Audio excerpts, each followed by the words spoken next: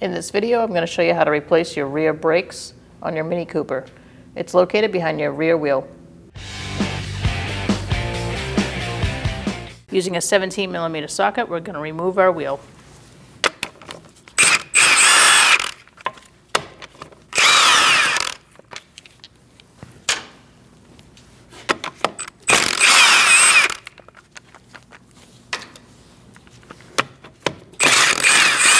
Make sure you have a good hand on the wheel.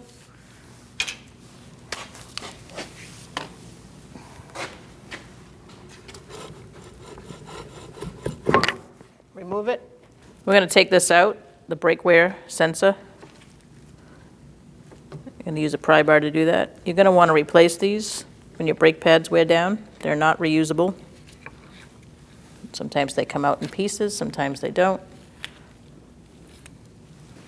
This one did. I'm going to remove it off the caliper for now.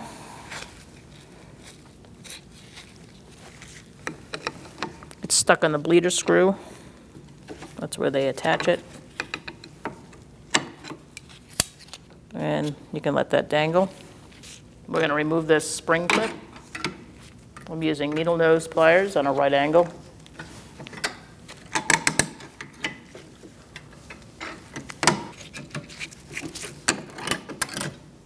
We're going to remove these caps so we can get to our slide bolts. I'm using a flathead screwdriver to do that.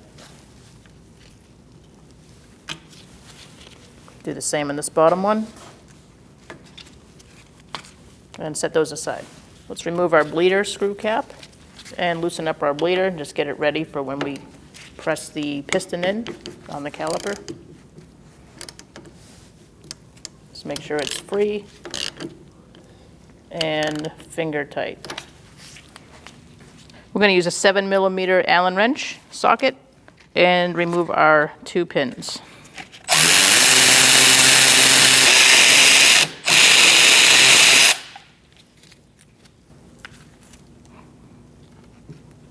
You may have to get a pair of pliers to help pull that out the rest of the way.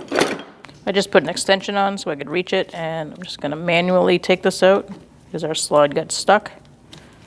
So that's one way you can get around it. And just remove it. Remove the other one as well.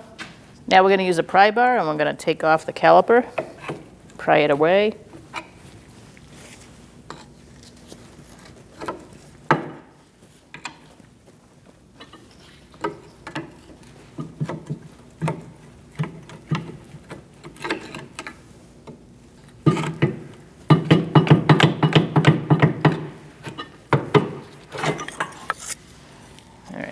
Now I have a caliper hanger over here waiting.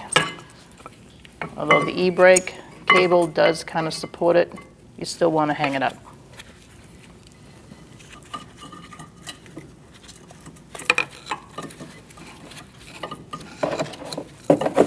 And just set it aside. I'm using a 13mm socket with an extension and a swivel to get to these bolts.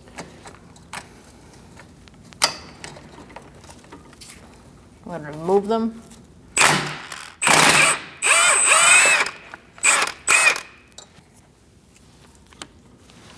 Now we're going to go to this top bolt. This bolt's a little too tough to get out with that angle, so I'm using a breaker bar.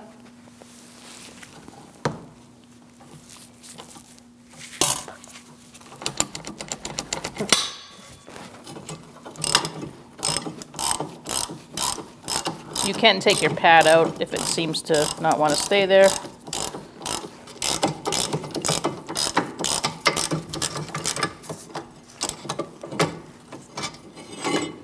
Remove your bracket and bolt. We're going to remove our pad. And now we're going to use a piston tool. There's many different types, so just use the one you have. But you're going to need prongs that fit inside this piston because it twists and pushes at the same time. There's a lot of different types of tools out there. We're going to take our bleeder screw cap off and open it the rest of the way before we press in our caliper. Make sure you have a drip pan below.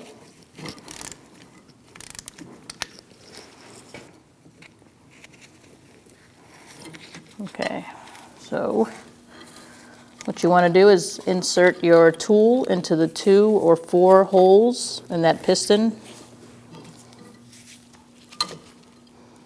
And once you're there, you're going to press it in and twist it at the same time.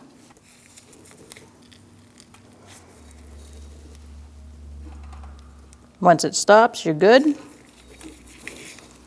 And you can back it off.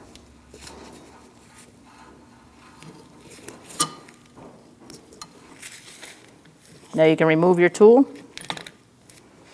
and close down your bleeder.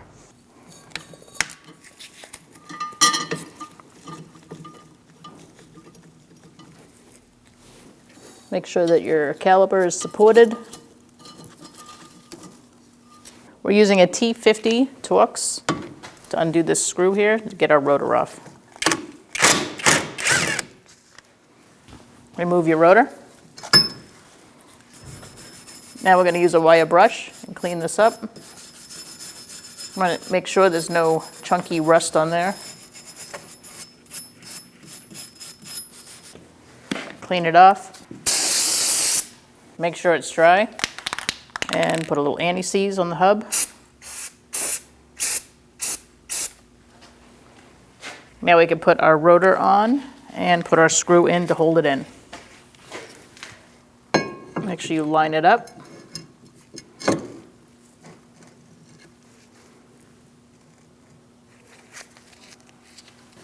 And now you can put your screw in.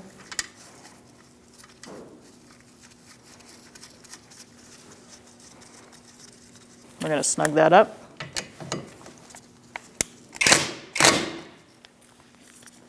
We're going to clean our bracket. I'm using a wire brush to do that. You want to make sure you get all this gunk out of there, or your pads won't slide nicely. So I'm going to go in with a tiny flathead screwdriver as well. So you want it to be really clean and do your best.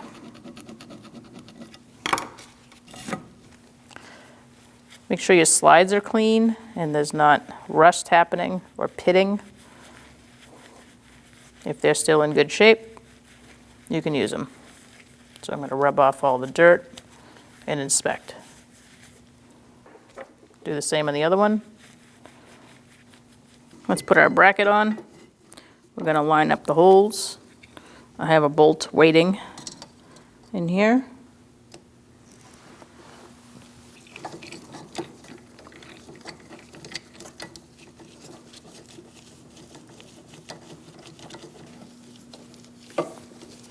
Line up your bracket hole on the top and get that one started as well.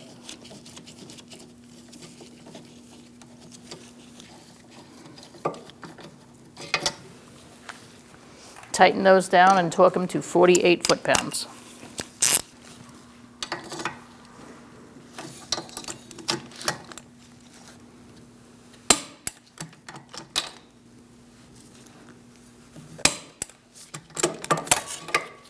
Now we're going to install our brake pads and put our caliper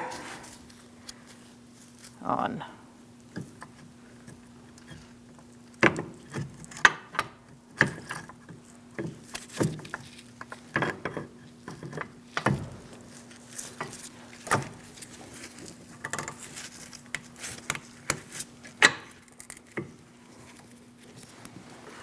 Now that we have this on, we're going to add some paste there and insert our pin.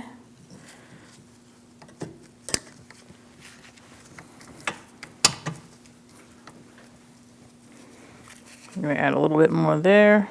Just make sure it's got a nice amount.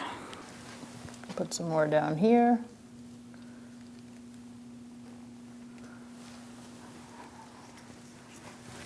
You could put it on the pin too and slide it in. Get these started and tighten them down.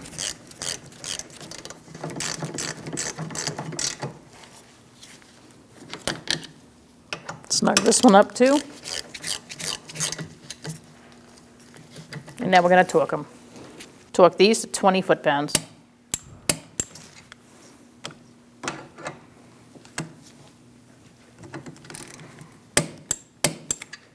Just double check your bleeder, make sure it's tight. Now we're going to put our caps on the slider. Boots.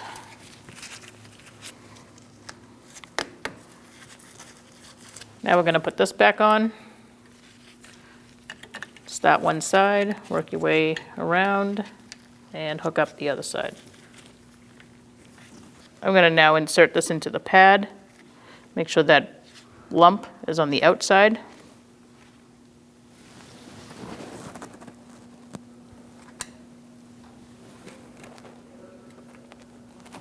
Fits in there. Like that. Let's put this on our bleeder screw.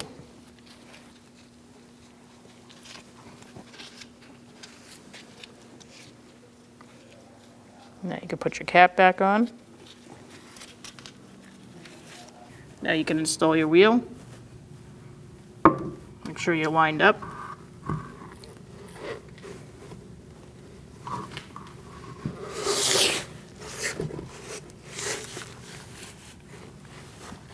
Keep a hand on the wheel.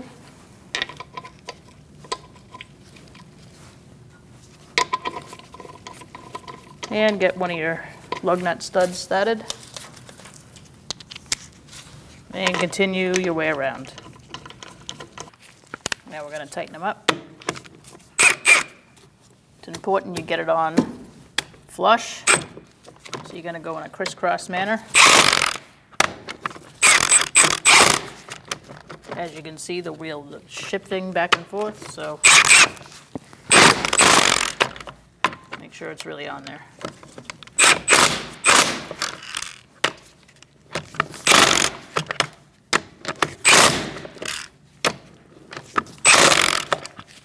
We're going to torque our wheel to 95 foot-pounds. We're going to do that in a crisscross manner.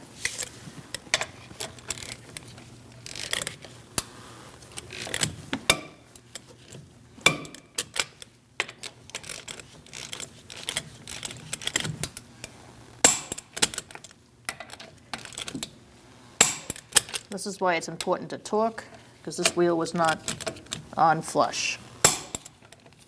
I'm going to go around one more time.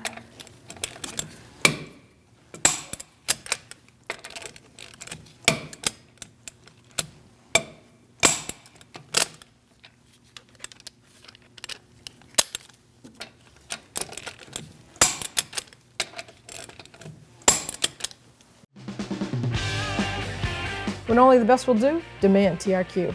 The only company that lets you view before you do. TRQ is committed to offering the highest quality aftermarket auto parts that are engineered for peace of mind. Thanks for using and viewing with TRQ.